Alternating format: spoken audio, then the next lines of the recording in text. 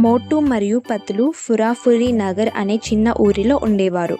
ఒకరోజు మధ్యాహ్నం మోటు పొట్ట గట్టిగా మోగింది.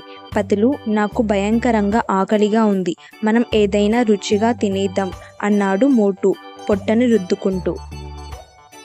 పతులు ఊపిరి పీల్చుకొని, మోటు నీకెప్పుడూ తిండే, సరే మనం మార్కెట్కి వెళ్దాం అన్నాడు. అలా ఇద్దరు నడుస్తుంటే మోటు ముక్కు ఒక మంచి వాసన పసిగట్టింది. జిలేబీలు అని అరుస్తూ మోటు స్వీట్స్ షాపు వైపు పరిగెత్తాడు. అక్కడ పెద్ద తీపి జిలేబీలు మిలమిలా మెరుస్తూ కనిపించాయి. మోటు ఓపిక పట్టలేకపోయాడు. మోటు ఎక్కువ తినకు అని పతులు చెప్పాడు.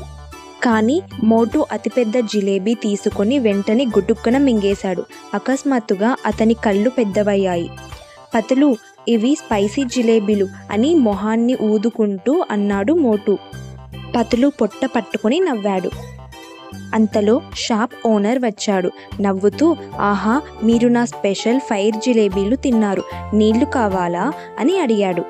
మోటు నీళ్లు గటగటా తాగి, అయ్యో, ఇక నుంచి ఎలాంటి ఆశ్చర్యాలు వద్దు పతులు, మనం ఇకపై సమోసాలు తినేద్దాం అన్నాడు.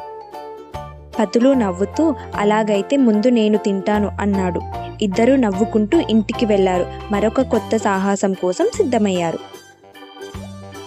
Like, share and subscribe.